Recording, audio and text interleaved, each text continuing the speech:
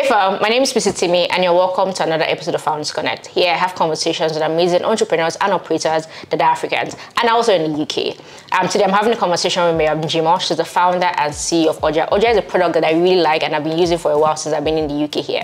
Oja's mission is to radically reshape groceries and make foods from all cultures accessible from anywhere in the world.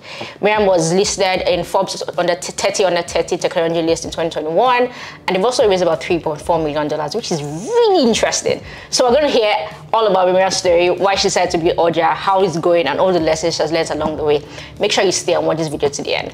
I'll see you at the end, guys. By the way, fam, this video is sponsored by HubSpot, and there's a special gift from them for you in this video. So make sure you stay and watch to the end.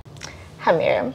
Hello. How you doing? I'm good. How are you? I'm great. I'm great. So I usually like to start from like the background, like where you were born, how you were born. Okay. So just tell me as much as you can about, you know, just growing up, your favorite memories, where you grew up, anything you can share, basically. Yeah, I'm pretty much. I always say this. I'm British born and bred, so. I'm Nigerian, of course, by heritage, but I'm very British in the sense that my parents came here over 30 years ago. They came to the UK over 30 years ago. I was born in London. So I was actually born around here. I was born in East London. That's interesting. Yeah. And then we moved over to Blackheath, which I've pretty much lived in my whole life in terms of I've lived in Greenwich, or that sort of Greenwich area. Yeah, for me it's... I love London, you know, it's a really multicultural place. It's a place where you can find everything you need if you know where to look. And I feel like it's a place where you can easily slot in and out of. So every time I leave, I do miss London and then I need to leave again. So yeah, I'm pretty much What's your favorite memory growing up?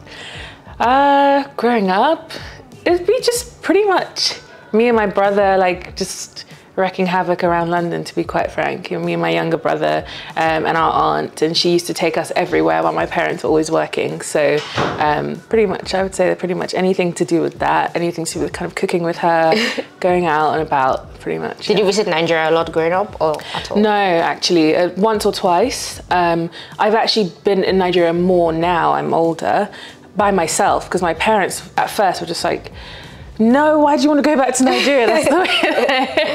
And then I was like, what is this thing that I can't go back to Nigeria? So I started to go back more by myself.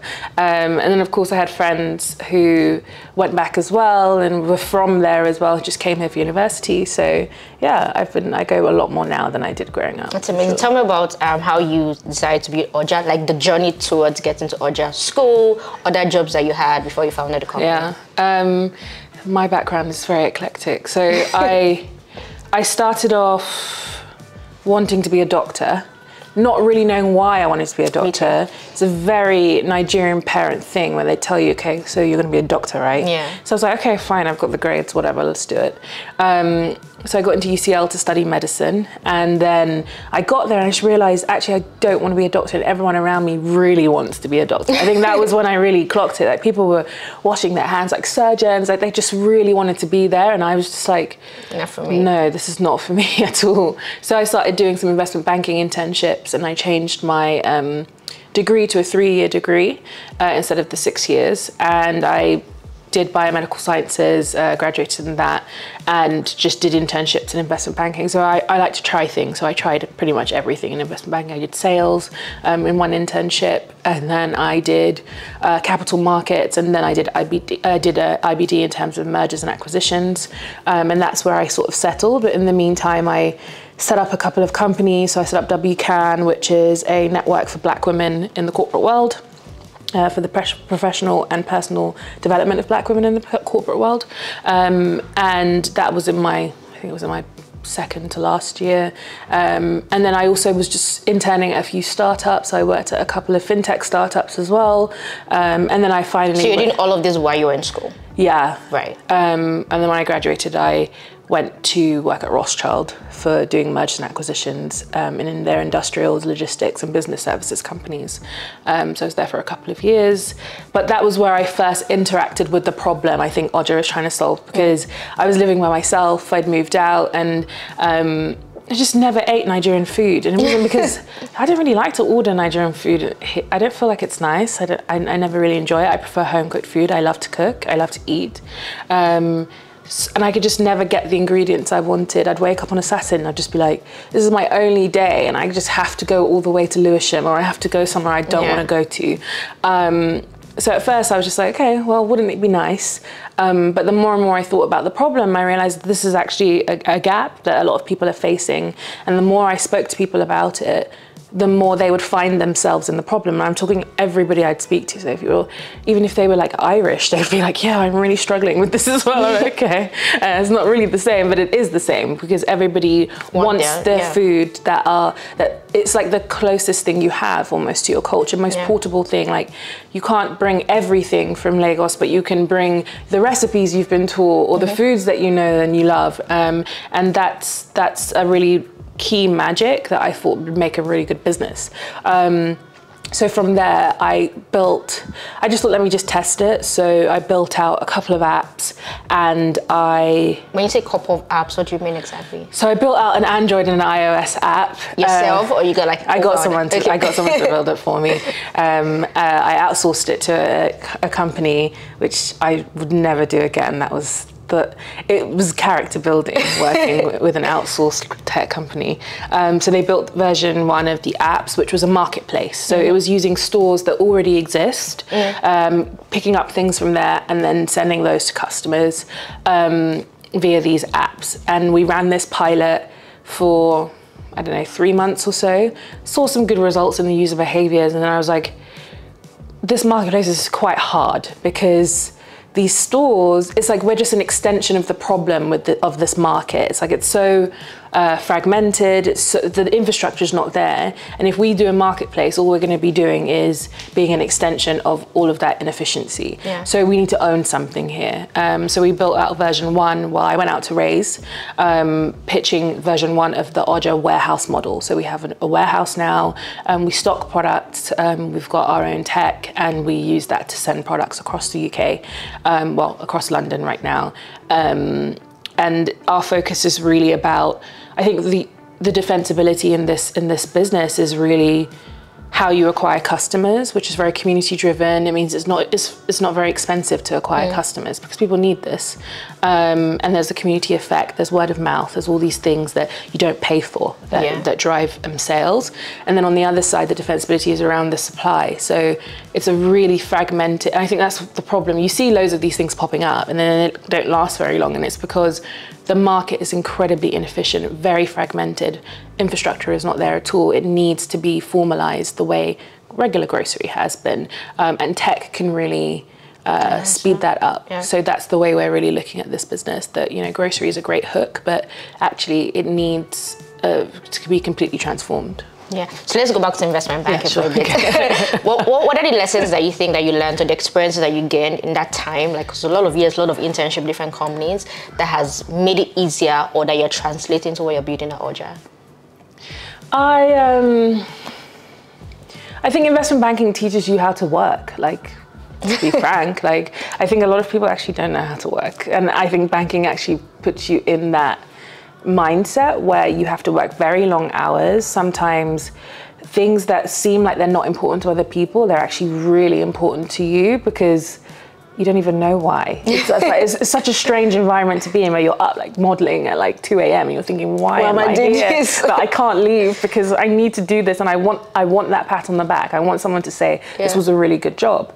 I think that is one of the best things about investment banking. It's the training that you get, it's the people that you meet, and everybody ends up doing super cool things from banking. I think it's a really good grounding for training. So that was what I took from it. It means I can do my own P&L, you know, I can read a balance sheet and income statement, I can do valuation, I could do all of these things. Even a most recent fundraising a pitch I had, they were like looking at the model and they were like, did you build this? And I was like, yeah, because I know how to build it. I don't need to get someone else to build it for me. So yeah, it's I think those skills are really useful for grounding you into how to, you know, manage a bit, well, not necessarily manage a business, but just understand the inner workings on paper as to how a business works. Yeah. And I can create my own pitch decks and my own models, which is also a good thing to do. So yeah. That's amazing. And when you were talking about your experience as well, you mentioned WCAN, and it was basically a community for women. Do you want to tell me more about it? Yeah, actually, WCAN is really close to my heart. All my businesses are really close to my heart because... You said all your businesses, so you've had more than just two? Yeah, I also have a publishing company. Me and my best friend started a publishing company a few years ago. That's a completely separate story. But all my businesses are close to my heart because I feel like there is a lack of access for a lot of things for Black people, Black women in the case of WCAN. And when I wanted to get into investment banking, I looked around and I said, there's no one that looks like me in this firm. Like I was like, there's no one above me that looks like me. There's no one around me that looks like me. And I like people who look like me. So where can I find them? And that was really how WCAN started. It was just this initial dinner where I got the London universities to come together. I got my ACS to pay for it. And I just brought Black women who were interested in corporate or like banking or consulting together. And then from there, it's this nearly 10 years down the line now, and we've turned it into something where we're supporting nearly 10,000 Black women across the UK. I'm not involved in the day-to-day or the nitty-gritty anymore, but it's still going strong with the next generation of people who are coming up after us. So for me, it was really about just finding a community of people who were interested in the same things that I was, and just made being in the corporate world a little bit less lonely. Sometimes it can be, it's obvious when you're different, right? Yeah. So you kind of gravitate towards people who What would you like say was your proudest moment running WCAN? And what does it mean? I think my proudest moment was, I think there was one conference that we did where a girl came and she said that she came to the conference last year. She'd been getting so many rejections and she literally was like breaking down. She was crying. She was like, I didn't think I could do this, but because I came last year and I just interacted with you guys throughout the whole year, I found a mentor that I'm going to have for life. I've been able to get my training contract offer, all these things that I wanted, I was able to do, and that was through the community that we'd built. And she just like hugged me. I was like, I've never met you before. I'm so happy for you. And I think these sort of things make it like worth it, because you do it for yourself. It's kind of selfish. It's like, I want some Black women around me, but actually, but then you see the impact. There is actually an impact here, and it comes from a good place. So yeah. And I was asking, what does WCAN mean? Women can. It's like, so it's Women in the City Afrocarribean Network, which is a mouthful. So we say WCAN instead. It sounds like women can, exactly. Yeah, actually. It's quite powerful, yeah. Yeah, that makes sense. So when you were talking about Oja, you mentioned that the first version you outsourced it and it was character building. Just give me some more context. Oh my goodness. I had to I outsourced it to like a development company, an Indian development company. And I thought, oh, this will be fine. They've done it many times before because they know how to sell to you very well. But I ended up just doing so much in terms of product. So I pretty much did all the UI and the UX myself. I didn't have any experience in it. I did it all by myself because they were just on a madness. I don't know what they were doing. And it was every single thing you asked them. It's like I had to be a product manager to push the product out, because every single step of what we were doing, they just needed somebody to really make sure they got it done, test and check. They didn't test, they didn't do anything. So it was like I was like a mini product manager for that first product. And now I have a product manager, which is great. But it was very difficult, I'll be honest with you. And it took much longer than I thought it would, because it was in the works for quite a long time. But then it reached a stage, I think this was like after the pandemic, I was just like, we need to get this out, like stop all of this. And then within like a month, we were able to push it out, which was quite good. But yeah, it was a difficult process for sure, managing a remote team that's just didn't get it. They've got other jobs, they're doing many things. Like agencies is a very specific way of working, and it just wasn't, it wasn't for me. Right. I hope you're enjoying Mariam's story so far. Well, please forgive my indulgence. I just want to share something really important with you real quick.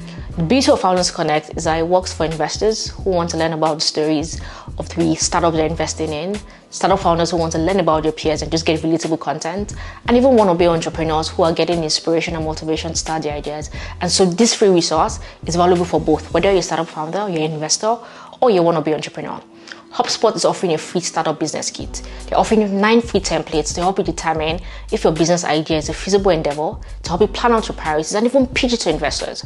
You will get templates on business planning, feasibility studies, marketing strategy, calculating costs, making pitches, writing your elevator pitch, and even designing pitch decks, and much more. It's very valuable. I know firsthand how valuable HubSpot is. It's 2015, 2016, I learned digital marketing by taking free HubSpot courses, and even till date, I still rely on some of their content when I'm looking for new ideas or just want to get more knowledge. And so I can recommend HubSpot resource with my full chest. So go ahead now, there's a link on the video description. Click on it, go download it, and then come back and watch this video. There's also a link just up there on the card. Click on the link, download it, come back and watch Mariam's story. I can assure you that Mariam's story is worth watching to the end. It's amazing. She's an amazing woman building an amazing product. So you get 2-in-1 amazing things in this video. The story, all the lessons and inspiration that come from it, and also a free resource with 9 free templates from a leading brand. Like, it can't get better than this.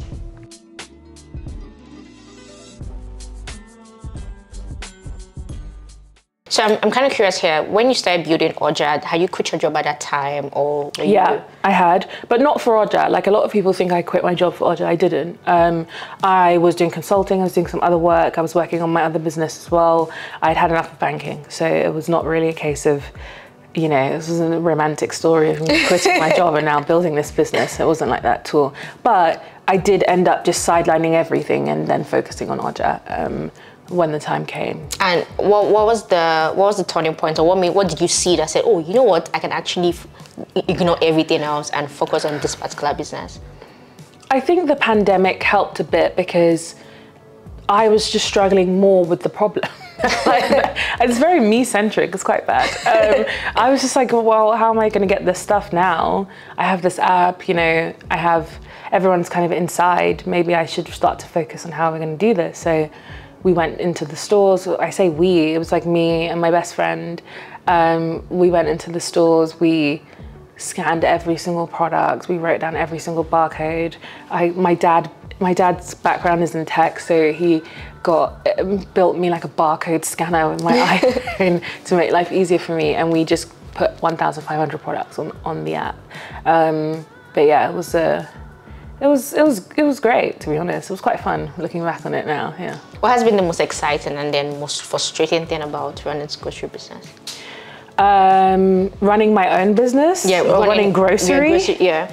Grocery is very complex. There are many parts. It's like running 4 businesses at once. There's the logistics, there's the warehousing, there's the actual supply itself, and then of course there's just the e-commerce or D2C part of it. It's like running 4 separate businesses, and that becomes quite complex because of the moving parts.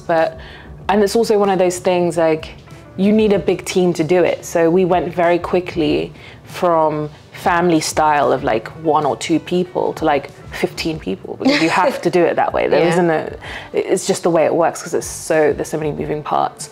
I think that's probably. How many people do you have in a team now? Total now, probably about 30 people, divided across the warehouse and HQ.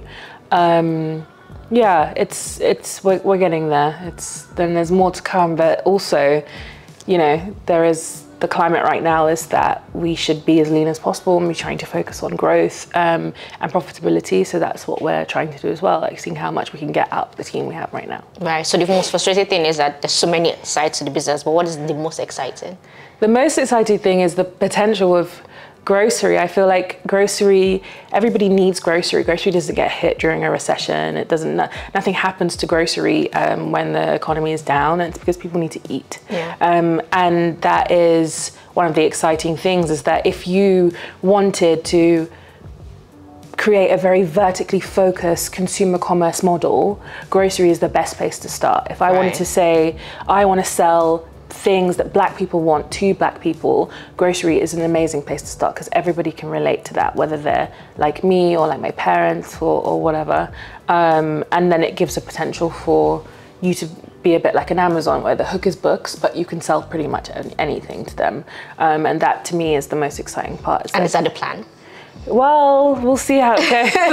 To me, this is my vision. I think that I believe very heavily in that the future of e-commerce is vertically focused. I think that you can extract such value out of communities if you focus like you're very focused on one single vertical, and the sub verticals within it, because we say Afro-Caribbean food or African and Caribbean food, but really you go to one of these stores and it's like a bit of Nigerian food, a bit of Jamaican food. Like, what about the rest of Africa? Like, there are so many people who are looking for their foods and they can't find them. We get emails from like Germany and Italy and people saying, can you send us like banana leaves? Like, we just want to order 80, we have a wedding. Like, you can't find anything in Germany? Like, that's insane. So I feel like there's a really big gap here for someone to speak directly to Black people, and that's what we're really trying to do. Yeah, that's amazing. When you were speaking earlier, you mentioned the climate that makes you have to walk clean. And what was it like raising your first pre-seed? I mean, and I ask because, I mean, a lot of people say that it's harder for women to raise, harder for Black women to raise. Yeah. I'm wondering if that was your experience as well. Yeah. Or were there specific things that you had in your background or that you did or people that you knew that also made it easier? No, it was a whole new ball game, I'll be honest with you. Like, I think on paper, that sometimes makes it easier. Oh, we've got this founder, she's Forbes, she's ex-Rothschild. Like, okay, that's nice, but it's still incredibly difficult to raise money as a Black woman. I feel like it's a very closed network of people, and you need to have almost like people who are vouching for you and back channeling for you. That's the way fundraising works. And if you don't really have that, it won't move the way you need it to. And luckily for me, I had that. Like, I had 2 or 3 people who just showed up, and they were just very excited about what we were building, and they said, you know, I want to help you, and they were doing all of that work for me in the background. So that definitely helped. And then of course, you know, you need to show up as well. Like, you need to be on point and have all your materials, like know what you're talking about, understand the vision. It was different, I guess, because I don't know, I think we were raising for grocery, and groceries just was crazy back then, like a year ago. It's crazier now in a different way. But I think it was still difficult, but also people were very excited and they were willing to kind of listen to the proposition, and they got it. So we ended up getting, yes, great VCs to back us, but also all these angel investors who were just super excited, from Sainsbury's, Ocado, you know, Taster. They were very excited about what we were building, and they saw the opportunity. So that definitely all helped to get to the end goal. Yeah, that makes a lot of sense. So my next question is really about what would you say are things that have shocked you the most? Because you mentioned that you've run a lot of corporate businesses, solving your problems. You mentioned that what was most frustrating is that there's so many sides to the business. But is there something else that makes Oja very different in how you're running it, or the experience that you've had from the other businesses that you've run before? Yeah, I think our focus is how we can try to use tech to make this more efficient. So that is probably where a lot of my energy goes to. It's around the product and the tech. So we started very quickly just with a website, so we could just go live and start testing and start getting real customers and real customer feedback. But it's about how can we feed tech into every part and process of the entire supply chain, and even around the customer funnel, and be very data focused on this, and make moves that only make sense for that. So we see, you know, I don't really mind loads of these businesses if they want to pop up. It's absolutely fine. I think they're only increasing the size of the market for everybody. But our focus isn't really around being a grocery company. It's around understanding how our users shop, understanding what they look for, all the data around how they approach what they do, and then of course making the supply chain just more efficient for every single person in this market.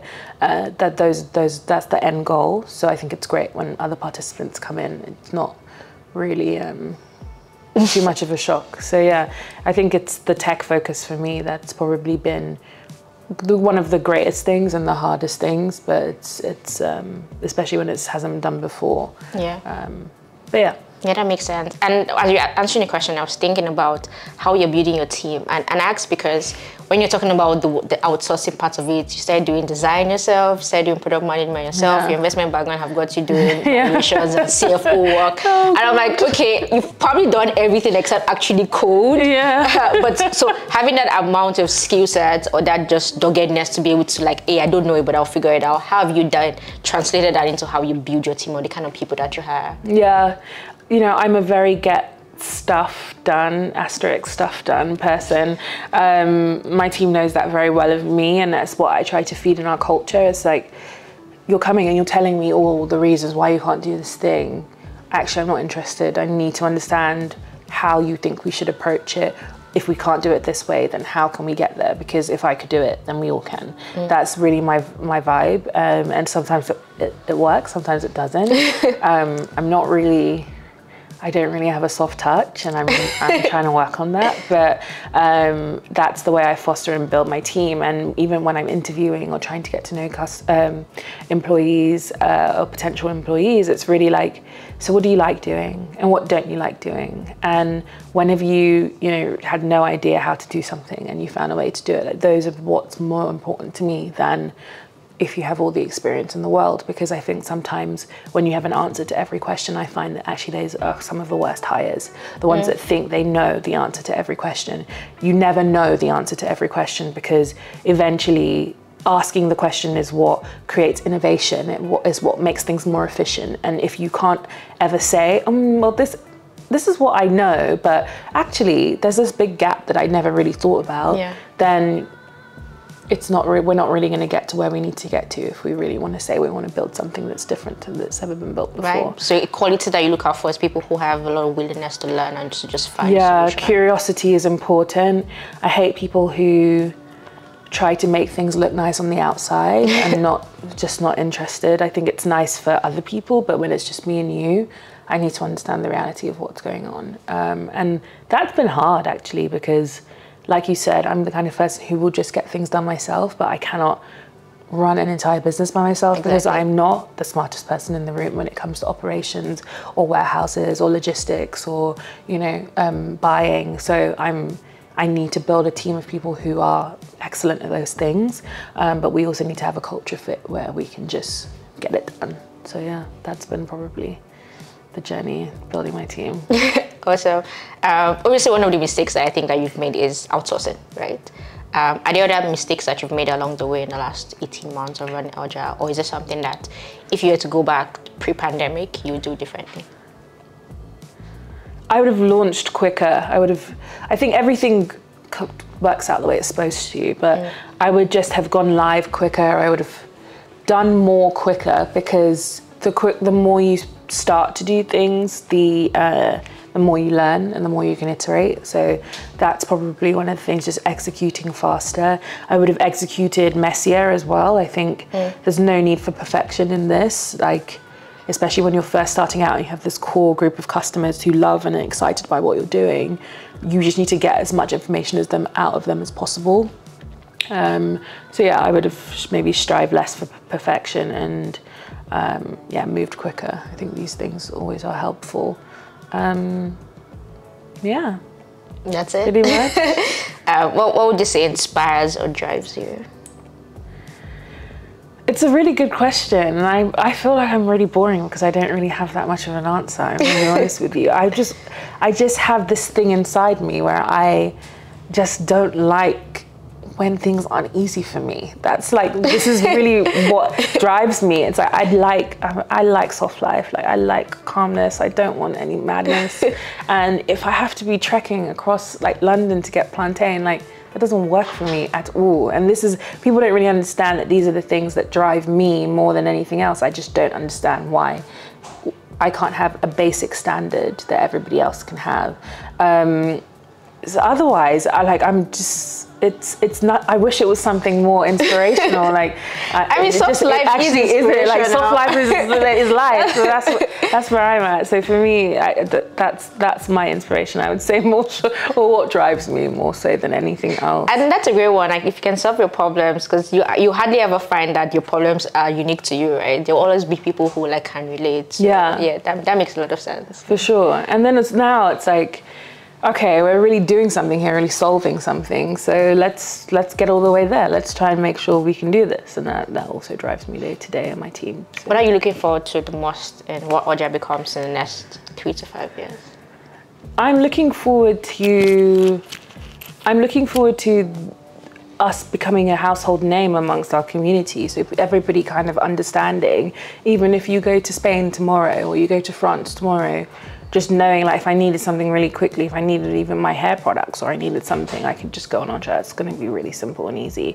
That's what I'm most excited about, because I think we deserve that. So that's what's exciting for me, and I can't wait for that to be the case. That's amazing. Final question. What would you say are the top 3 lessons that you've learned along the way, just from day one to the point that you are now? Not just as founder of Oja, but even just as a person. Yeah.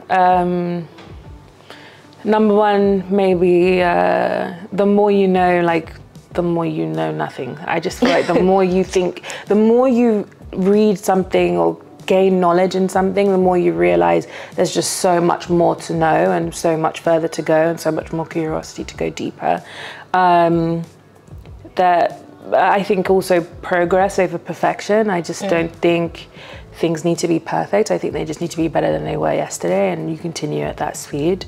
And also, like, just forget about noise around you and the hype and the Forbes and all this other stuff. Like, it doesn't just to do it actually means nothing. Just get stuff done. That's like the biggest thing. That's the thing we say at work every day. It's just get it done. Like, there's no talking around it. Who cares about press? No one cares about, like, those things. They're good and they increase awareness, but at the end of the day, what you have is what the work you're doing day in, day out. And yeah, just get stuff done. Yeah, so get stuff done. Progress over perfection. And the first one was? The more you know, the less you know. That you actually know. Exactly. That makes sense. I know I said that was my final question, but this is my real final question. Okay. I'm very excited. So when I was thinking about this interview today, I'm interviewing 3 women today, and I'm like, that's exciting. There was a point when I started, because I've done like 70 videos so far, and there was a time when it felt like I'd done only like 5 women and I've done 50 videos.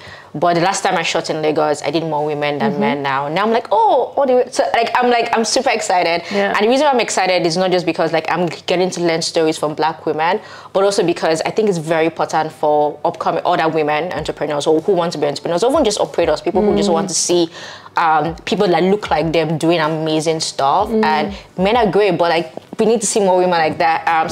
And you're passionate about that. That's why you built W Can, right? But if there's one thing that you want a Black woman listening to you to take away from your story, from your journey, or from what you're doing, what would that be?